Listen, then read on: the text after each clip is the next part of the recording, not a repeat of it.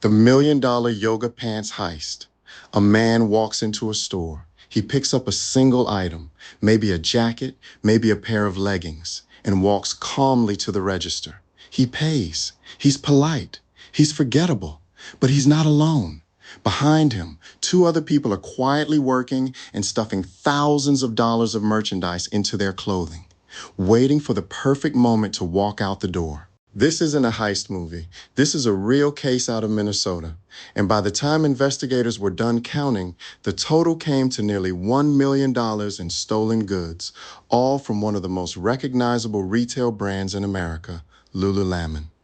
VHE setup. Meet Jadion, Anthony Richards, and Aquele Nikayisha Laws Richards, a couple from Connecticut. According to court documents, they weren't opportunists grabbing a jacket on a whim. They were allegedly running something closer to a business, a retail theft operation that stretched across state lines, hit multiple stores, and ran for months before anyone caught on. Their targets? Lululemon locations in Roseville and Woodbury, Minnesota. Their method? Precise, repeatable, almost theatrical. HE trick. Here's where the story gets genuinely clever, in a I can't believe that worked kind of way. The couple didn't work alone.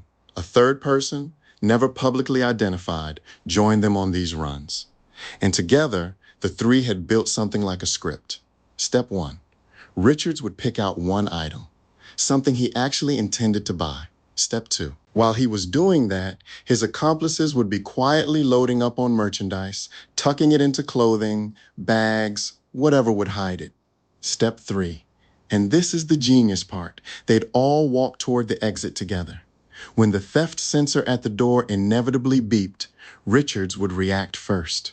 He'd look surprised, almost embarrassed, and act like his item, the one he was legitimately buying, must have set it off. Store staff, trying to be helpful, would stop to inspect his purchase and remove the security tag. And while all of that was happening, his two accomplices strolled right past, carrying the actual stolen merchandise and out the door. Employees weren't stopping them because everyone's attention was on Richards and his one innocent little sweater. It's misdirection. It's the oldest trick in the book, dressed up in athleisure. VHE. Now, if this had happened once, it might be a strange footnote in local news. But it didn't happen once. Investigators say this went on for months, hitting stores not just in Minnesota, but in Colorado and Utah too. Lululemon had its own organized retail crime investigator quietly tracking the pattern, piecing together surveillance footage and loss reports from store to store. And when police finally caught up with the group, checking into a hotel room in Bloomington, Minnesota, they found suitcases, not clothes for a weekend trip. Suitcases stuffed with more than $50,000 in stolen Lululemon merchandise.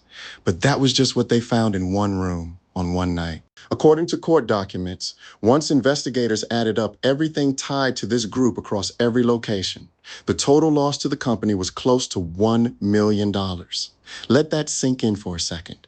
$1 million in yoga pants and quarter zips allegedly moved out the door one sleight of hand at a time.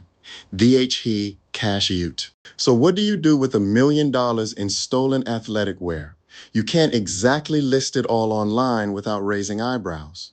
According to investigators, the plan was allegedly more sophisticated than just reselling items on the street. The couple would return to Connecticut and New York and use a series of complicated exchanges at legitimate Lululemon stores, essentially laundering the stolen goods back into cash or store credit through returns and swaps. It's the retail crime equivalent of money laundering. Steal the product, then use the store's own systems, designed to help customers, to convert it into something spendable. VHE consequences. Eventually, the law caught up. Richards and Laws Richards were both charged with organized retail theft. And this case matters beyond just the two of them because it was the very first prosecution under a brand new Minnesota law targeting exactly this kind of coordinated retail crime signed by Governor Tim Walz just the year before. Richards was released on a $100,000 bond. Laws Richards on $30,000. Both were ordered back to court in mid-December. If convicted, they're each facing up to 15 years in prison and a $35,000 fine. Lululemon's vice president of asset protection released a statement afterward, framing it as proof of the company's investment in technology, training, and investigations to hold offenders accountable. A message clearly meant for other would-be copycats watching this story unfold. VH he bid your picture. Here's the part that makes this story bigger than just one couple and one brand. This case landed right in the middle of a nationwide reckoning over what's often called organized retail crime. Theft rings that aren't just shoplifters grabbing snacks, but coordinated groups treating stores like inventory to be harvested and resold. Just months earlier, a separate but strikingly similar case had unraveled at Home Depot, uncovered through a months-long internal investigation that ended in a SWAT raid and the recovery of $150,000 in stolen goods. Retailers have been sounding the alarm on this for years, and lawmakers, as Minnesota did, have begun responding with tougher, more specific laws designed to catch not just individual thieves, but the networks behind them. So what do we take from all this? Maybe it's that the biggest thefts don't always look like a masked figure breaking a window at midnight. Sometimes they look like three ordinary people walking calmly through a mall, using nothing but timing, distraction, and a little bit of nerve. And maybe it's a reminder that even the smallest, quietest scams, repeated enough times across enough stores, can add up to something enormous.